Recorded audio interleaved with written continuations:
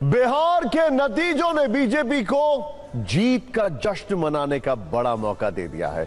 NDA ने clean sweep की है, महागठबंधन को तगड़ा झटका लगा है, तो इसमें सबसे बड़ा रोल खुद प्रधानमंत्री मोदी का है। बिहार में उनकी रैलियों का स्ट्राइक रेट जानते हैं आप?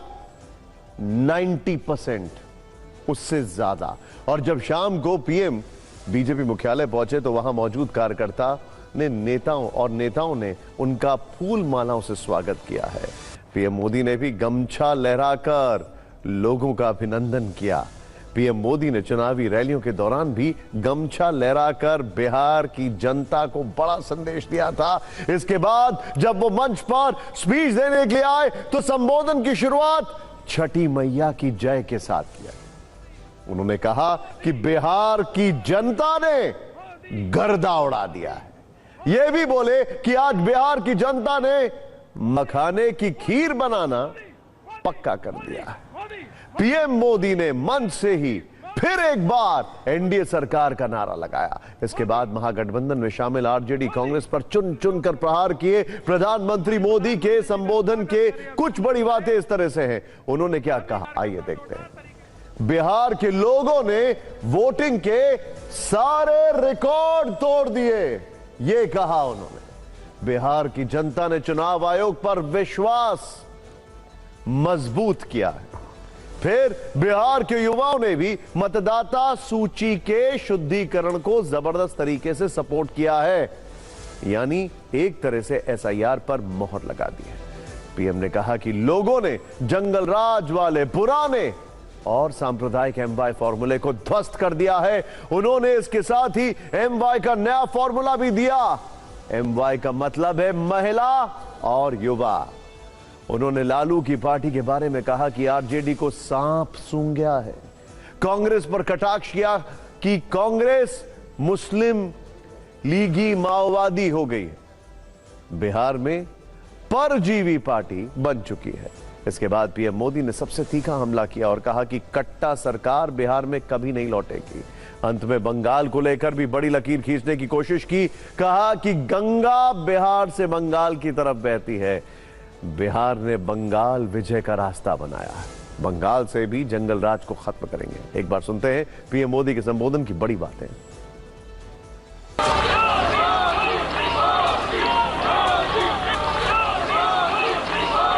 आज सिर्फ एनडीए की विजय ही नहीं हुई है, ये लोकतंत्र की भी विजय है। बिहार वो धरती है जिसने भारत को लोकतंत्र की जननी होने का गौरव दिया है। आज उसी धरती ने लोकतंत्र पर हमला करने वाली ताकतों को धूल चटाई है।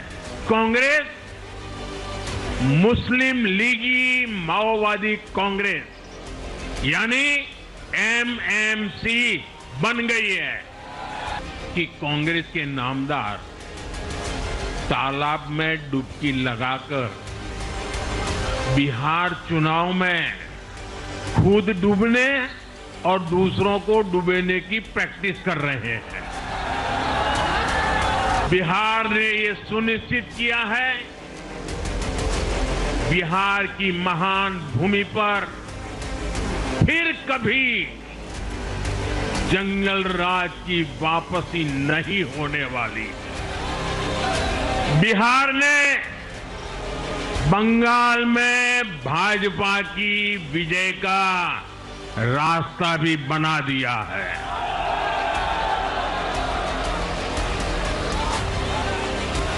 मैं बंगाल के भाइयों बहनों को भी आश्वस्त करता हूं, अब भाजपा आपके साथ मिलकर पश्चिम बंगाल से भी जंगल राज को उखाड़ फेंकेगी।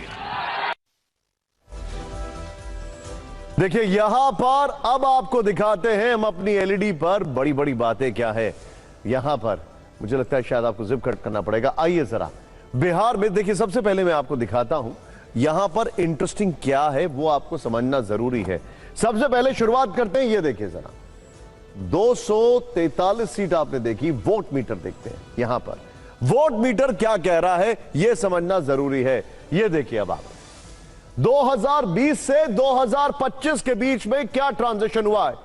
37.27%, 26% से एनडीए आ गया है 47%। लेकिन यहां पर देखिए, यहां पर सिर्फ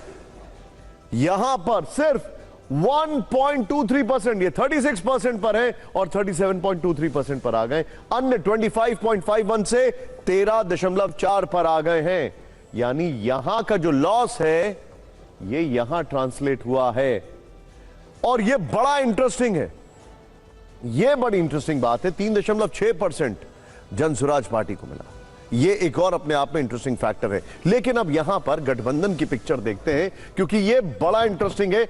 ये देखिए गठबंधन की पिक्चर। अब जब हम गठबंधन की पिक्चर की बात करते हैं, इसको दिखाइए जरा। यहां पर गठबंधन की जो पिक्चर है उसमें बहुत सारी चीजें आ रही हैं, ये आपको समझना बहुत जरूरी है। ये देखिए जरा, थोड़ा सा लेट लोड हो रहा है। आइए जरा यहां पर चलते हैं। ये है गठबंधन की पिक्चर। अब एनडीए और महागठबंधन देखिए जरा। अब 242 उम्मीदवार, 200 की जीत। अब यहां पर आप देखिए 228, 37 की जीत यहां पर। और इधर देखिए हार गए 42 वहां पर, और यहां पर 191। स्ट्राइक रेट सिर्फ 16.2% और यहां पर 82.6% का स्ट्राइक रेट है। बिहार में एनडीए की ऐसी आंधी आई है कि उसने पिछली बार महागठबंधन की जीती हुई 80 से ज्यादा सीटें छीन ली हैं। इनमें 10 से ज्यादा ऐसी सीटें हैं जहां से आरजेडी या कांग्रेस पिछले 3 विधानसभा चुनाव से जीत हासिल कर रही थी। अब जरा की ग्राफिक्स पर आते हैं। चुनाव में कौन कौन से इश्यूज थे यह देखते हैं। चुनाव में एनडीए ने जंगल राज का जो नैरेटिव बनाया उसका असर साफ तौर पर दिख रहा है। खुद कांग्रेस के नेता जब हमारे यहां पर स्टूडियो में हमसे बात कर रहे हैं तो वो बता रहे थे, मतलब जंगल राज का जो नैरेटिव है वो लोगों के मन में था, फियर साइकोसिस। दूसरी ओर महागठबंधन ने एसआईआर और वोट चोरी का मुद्दा उठाया, जनता जिससे कनेक्ट नहीं कर पाई। ये जिसको कहते हैं ना, कुछ मुद्दे चिपक जाते हैं, ये चिपका नहीं। महिला वोटर्स में ये ट्रेंड बन चुका है कि जो उनके लिए स्कीम्स लाएगा, उनकी बात करेगा, वो उसे ही वोट करेंगी। बिहार में ये चीज भी देखने को मिली है।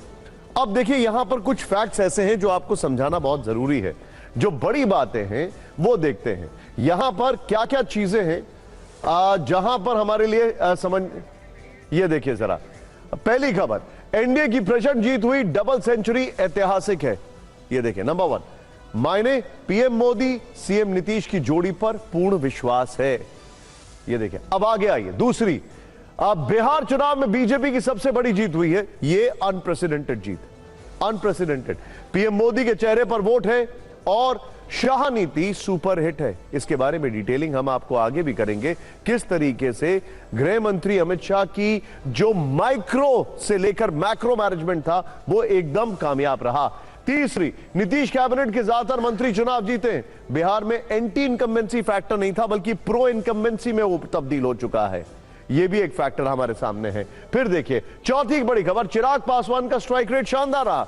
जो चिराग पासवान पिछली बार 135 में से एक आते हैं, इस बार 29 में से जो हमारे पास आंकड़े आ रहे हैं वहां पर शायद 20 के आसपास या 19 या 20 का उनका आंकड़ा सामने आ रहा है। तेजस्वी से ज्यादा दमदार नेता बनकर उभरे हैं। युवा फेस की अगर बात की जाए तो चिराग के ऊपर लोगों का ट्रस्ट है।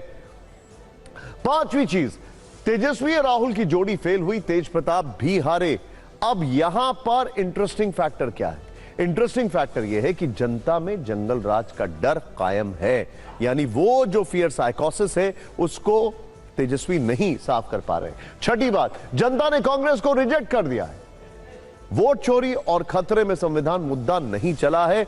जो इश्यूज थे महाराष्ट्र के बाद हरियाणा और अब ये बता रहा है कि कहीं ना कहीं कांग्रेस को सोचना पड़ेगा। सातवीं खबर, बड़े भाई की भूमिका में बीजेपी है, सीएम पद लेगी या नीतीश को फिर मौका देगी, यह समझने वाली बात है।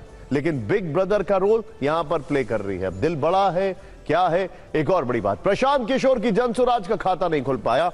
यह एक एक्स फैक्टर था। कहा जा रहा था कि अगर 8% का इनको वोट शेयर मिलता है तो ये डैमेज करेंगे, लेकिन राजनीतिक ओपिनियन जो है वो फ्लॉप होगा, आगे की डगर मुश्किल होगी।